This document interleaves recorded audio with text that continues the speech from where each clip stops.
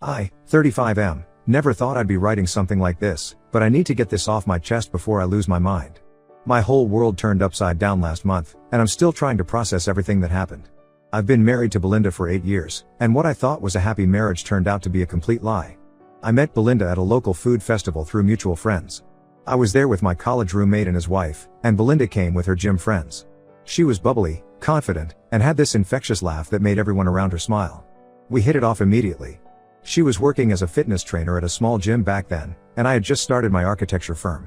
We dated for 2 years before getting married. The first few years of our marriage were great. We bought a house in a nice neighborhood 4 years ago. Belinda switched to a bigger gym with better pay, and my business was doing well. We traveled a lot, had a great group of friends, and everyone thought we were the perfect couple. We never had any major issues except for the usual stuff couples fight about, me working late sometimes or her spending too much on gym gear. Things started changing about 6 months ago when Morgan, 37M, and his wife Jenny moved in next door. They seemed like a nice couple. Morgan works from home as a software developer while Jenny travels almost every week for her consulting job. Belinda and I invited them for dinner to welcome them to the neighborhood. Everything was normal until Belinda mentioned that Morgan had joined her gym. Belinda started talking about Morgan more frequently. She would come home and tell me how he was struggling with his form and how she was helping him out. I actually encouraged her to help him because I thought it would be good to have friendly neighbors. Morgan would sometimes come over when I was working in my home office to ask Belinda about workout routines. I never suspected anything because Belinda had many clients from the gym who would consult her. Last month, I had an important meeting with a client who was staying at the Marriott downtown. This client was planning to build a luxury apartment complex, and it would have been the biggest project for my firm. I reached the hotel early and had a productive meeting. As I was walking through the lobby with my client, discussing some final details, I saw Belinda and Morgan coming out of the elevator. My heart stopped when I saw them. Belinda was wearing a dress I had never seen before, and they were walking too close to each other. She was laughing and playfully hitting his arm. I quickly took out my phone and started recording them while pretending to show something to my client on my phone. They were holding hands, and Belinda quickly let go when they reached the hotel entrance. She kept looking around nervously, probably checking if anyone had seen them. I wanted to confront them right there, but I was with my client. I couldn't afford to make a scene and lose this project. I made an excuse about having another meeting and followed them outside. They got into Morgan's car and drove off. I was shaking with anger and felt sick to my stomach. When I reached home that evening, Belinda was acting completely normal. She was making dinner and talking about her day at the gym. She mentioned how busy she was with her clients and how tired she felt. I checked her location history on Google Maps, we share our locations for safety reasons, and saw that she was at the Marriott for 3 hours in the afternoon. She had even marked herself as busy on the gym scheduling app during those hours. I spent the next week gathering evidence. I'm not proud of what I did, but I needed proof. I installed cameras in our house when Belinda was at work, one in the living room and one in the backyard. I also put a voice recorder in her car. I told my assistant to clear my schedule for the next few days and worked from home to monitor everything. The evidence I gathered was devastating. The cameras caught them kissing in our backyard when I was supposedly at work. Belinda would text me that she was with a client while Morgan came over. The voice recorder caught their conversations about their hotel meetings and how they needed to be careful. They even talked about their weekend plans when Jenny would be traveling next. I confronted Belinda with all the evidence after making copies of everything. Her reaction made me sick. She first tried to act confused, asking me why I was showing her these things.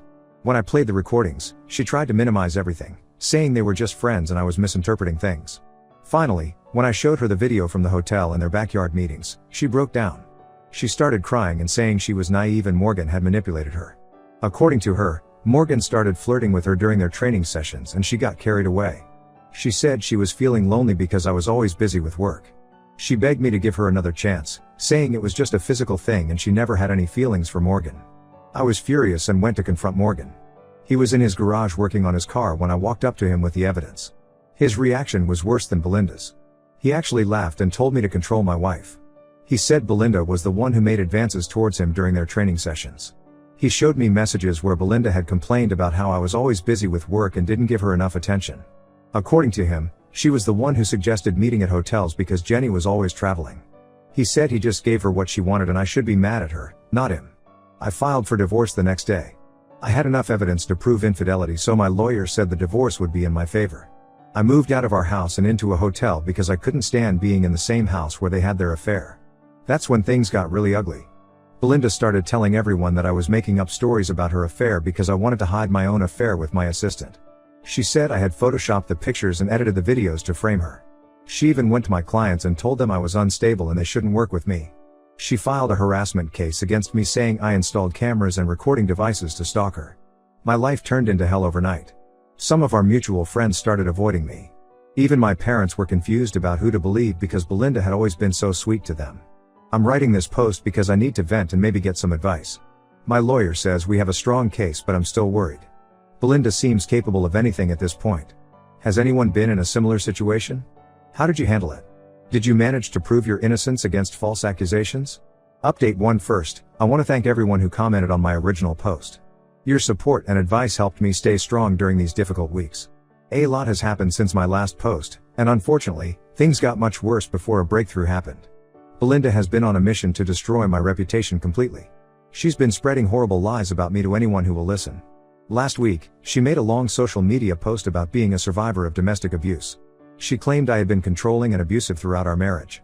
According to her post, I constantly checked her phone, controlled her finances, and isolated her from her friends.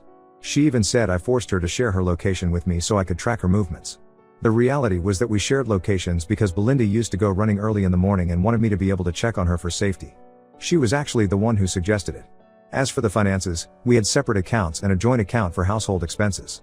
She had complete control over her money from her personal training sessions. Several of her gym friends had been sending me threatening messages. One guy, who I later found out was her client, showed up at my hotel and tried to pick a fight. The hotel security had to intervene. I filed a police report, but they said they couldn't do much unless he actually did something. I lost 3 major clients because of Belinda's lies. One client specifically mentioned that they couldn't risk working with someone involved in a domestic abuse scandal. My assistant Lisa has been amazing through all this. She's been handling calls from clients and trying to do damage control, which ironically has given Belinda more ammunition for her claims about my affair with Lisa. But here's where things get interesting. Yesterday, Jenny, Morgan's wife, came to my office. She looked terrible, like she hadn't slept in days. She apologized for coming unannounced but said she had something important to show me. Turns out, Jenny had been suspicious of Morgan's behavior for months.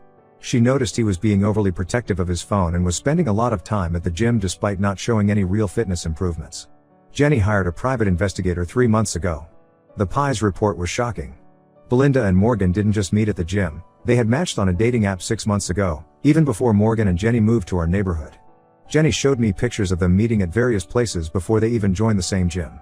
The gym was just their cover story. The Pie had collected hotel receipts, screenshots of their dating app conversations, and pictures from various locations. The most shocking revelation was about their Vegas trip 3 months ago. Belinda had told me she was attending a fitness workshop, and Morgan told Jenny he was going to a coding boot camp.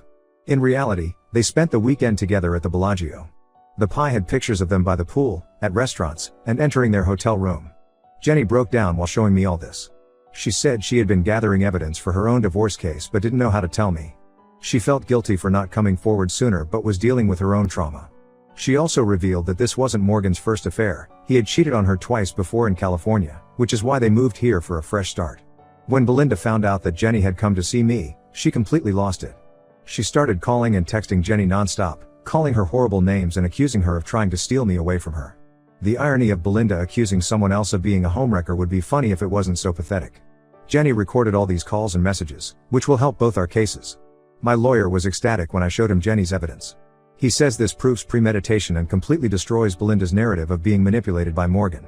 The evidence also shows that Belinda was the one who suggested they move to our neighborhood when their house went up for sale, probably to make their affair more convenient.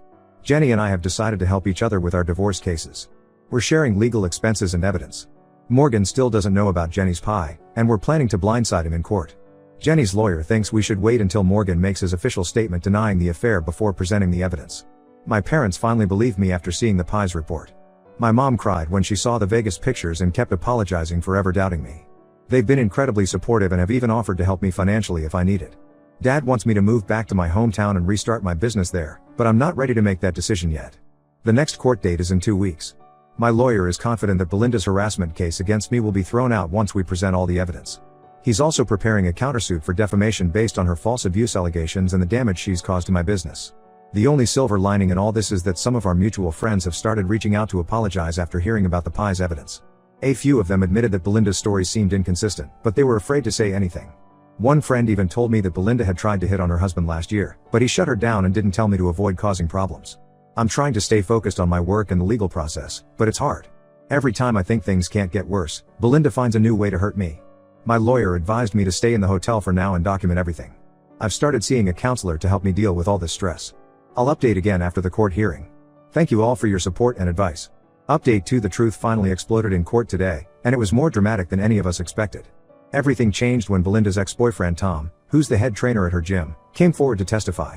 I hadn't mentioned Tom in my previous posts because I honestly didn't think he was relevant to our case. I was wrong. Tom contacted my lawyer last week after hearing about Belinda's abuse allegations against me. He said he had important information that would expose Belinda's pattern of behavior. My lawyer was skeptical at first, but Tom had receipts for everything he claimed. In court today, Tom revealed that Belinda had a long history of cheating and manipulation. They dated for 2 years before she met me, and during that time, she cheated on him with at least 3 different gym clients. What's worse is that she used to brag about her conquests to her friend Lisa, not my assistant Lisa, different person, through texts and voice messages, which Lisa later shared with Tom after their messy breakup. Tom's testimony got really intense when he revealed that Belinda had tried to seduce him again 3 months ago, right in the middle of her affair with Morgan. According to Tom, she cornered him in his office after hours and suggested they relive old times. When he rejected her advances and threatened to tell me about it, she immediately switched tactics and threatened to report him to gym management for harassment. That's when Tom started documenting everything. He showed the court his security camera footage from his office, text messages where Belinda threatened him, and recordings of their conversations where she admitted to cheating on me multiple times. The judge's face got sterner with each piece of evidence. But the real bombshell came when Tom revealed why he finally decided to come forward. Apparently, Belinda had been telling people at the gym that she was pregnant with Morgan's baby to gain sympathy. Tom knew this was impossible because Belinda had confidentially told him years ago that she couldn't have children due to a medical condition. He had medical records to prove this. Morgan's face turned white when he heard about the pregnancy lies. He looked at Belinda like he was seeing her for the first time. Jenny later told me that Morgan had been considering leaving her for Belinda because of the supposed pregnancy. Belinda had a complete meltdown in court. She started screaming that everyone was conspiring against her. She called Tom a liar and tried to throw her water bottle at him. The judge had to threaten her with contempt of court 3 times before she calmed down. After Tom's testimony, Belinda's friend Lisa approached me in the courthouse hallway. She was crying and apologizing profusely. She admitted that she had known about Belinda's affair with Morgan from the beginning, but Belinda had blackmailed her into staying quiet. Apparently, Belinda had evidence of Lisa cheating on her taxes and threatened to report her to the IRS if she ever told me anything. Lisa also revealed something that made me physically sick. Before Morgan, Belinda had cheated on me with 2 other men, a delivery guy who used to bring her protein supplements and her massage therapist. Lisa couldn't provide any evidence for these affairs, but given everything else we'd learned, I believed her. The judge didn't take long to throw out Belinda's harassment case against me. She ruled that my actions of installing cameras and recording devices were justified given the circumstances and my suspicions. She also noted that all surveillance was done in common areas of my own home and in my own car, which was legal. Morgan tried to do damage control by claiming he was also a victim of Belinda's manipulation, but Jenny's PI evidence shut him down quickly. The PI had found emails where Morgan was coaching Belinda on what to say in her harassment case against me. They had planned to force me into a costly settlement that they would split between them. The most satisfying moment came when Belinda's lawyer quit right there in court. He said he couldn't continue representing her after discovering she had lied to him about several key facts. He apologized to the court and to me for some of the allegations he had made based on Belinda's lies. My divorce case is now proceeding smoothly. The judge has already indicated that Belinda's behavior will be considered when dividing assets. Morgan and Jenny's divorce is also moving forward, and from what Jenny told me, Morgan's attempts to hide assets aren't working out too well for him. I feel like a huge weight has been lifted off my shoulders. The truth is finally out, and people can see Belinda for who she really is. Some of her fitness clients have already started requesting different trainers at the gym. I'll update again once everything is finalized. Right now, I just want to thank Tom for having the courage to come forward. His testimony didn't just save my reputation, it probably saved me from years of dealing with Belinda's lies and manipulation. Update 3: Final update on this nightmare. The divorce is officially over, and the judge's ruling exceeded my lawyer's expectations. Belinda not only failed to get half of my business, but she also had to pay my legal fees because of her false allegations and the damage she caused to my reputation. The week after the ruling, Belinda showed up at my office unannounced. My assistant tried to stop her, but she pushed past her. She looked terrible, like she hadn't slept in days. She started crying and saying she had made a huge mistake. According to her, she was getting therapy and had realized she had serious issues with validation and commitment. She even brought up our first date and talked about how happy we were in the beginning. I just sat there, letting her talk. When she finished, I simply asked her to leave and told her that if she ever came to my office again, I would file for a restraining order. She tried to grab my hand, but I pulled away. The look of shock on her face when she realized I was completely done with her was almost satisfying. The aftermath of the divorce has been interesting. Most of my clients have returned after learning the truth. Two of them even gave me bigger projects as a way of apologizing for believing Belinda's lies.